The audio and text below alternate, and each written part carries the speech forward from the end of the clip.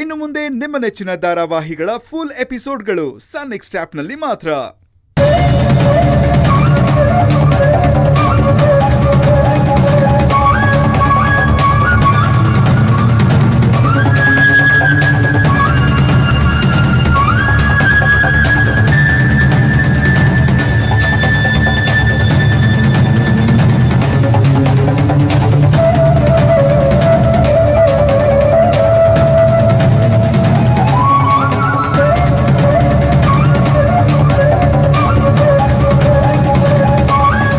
ಅಂದ್ರೆ ಯಾಕಿಷ್ಟೊಂದು ಆತಂಕ, ಯಾಕಿಷ್ಟು ಒದ್ದಾಡ್ತಿದ್ದೀರ? ದೇವ್ರಿದಾನೆ, ಎಲ್ಲ ಒಳ್ಳೇದಾಗತ್ತೆ. ಇದೆಲ್ಲ ಒಂದ್ ಸ್ವಲ್ಪ ಹೊತ್ತಷ್ಟೇ.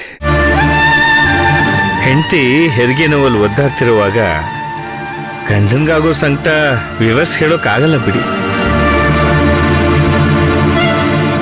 ಅಳಿಯಂದ್ರೆ ಅಲ್ಲಿ ಒಳಗಡೆ ನರಳಾಟ, ಇಲ್ಲಿ ಹೊರಗಡೆ ತೊಳಲಾಟ.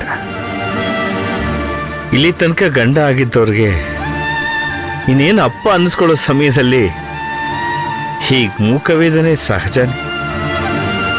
ಇದೊಂಥರ ಮಾತು ಇಲ್ಲದೆ ಇರೋ, ಅಳುನು ಇಲ್ಲದೆ ಇರೋ ಆರ್ತನಾದ. ಈ ಸಂಕಟ ತಳಮಳ ಎಲ್ಲ ಏನೂ ಇಲ್ಲ ಮವ.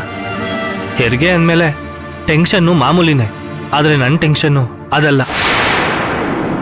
ಮತ್ತೆ ಓ, ಹೆರಿಗೆ ಸಮಯದಲ್ಲಿ ಅಲ್ಲಿ ಅಂಗಡಿದು ವ್ಯಾಪಾರದ್ದು ಆ ಯೋಚನೆ ಮಾಡ್ತಿದ್ದೀರಾ? ಇರ್ಲಿ ಬಿಡಿ ಅಳಿ. ಅಂದ್ರೆ ದೇವ್ರೇ ಹುಟ್ಟು ಬರೋ ಸಮಯದಲ್ಲಿ ವ್ಯವಹಾರ, ಲಾಭ, ನಷ್ಟ ಈ ಚಿಂತೆ ಎಲ್ಲ ಯಾಕೆ ಮಾಡ್ತೀರಿ? ಆ ದೇವರಾದ್ರೂ ಹುಟ್ಟು ಬರ್ಲಿ ಅಥವಾ ರಾಕ್ಷಸನಾದ್ರೂ ಹುಟ್ಟು ಬರ್ಲಿ, ನನ್ಗದ್ರ ಬಗ್ಗೆ ಚಿಂತೆ ಇಲ್ಲ. ಆದ್ರೆ ನನಗೆ ದೇವತೆ ಮಾತ್ರ ಹುಟ್ಟು ಬರಬಾರ್ದು.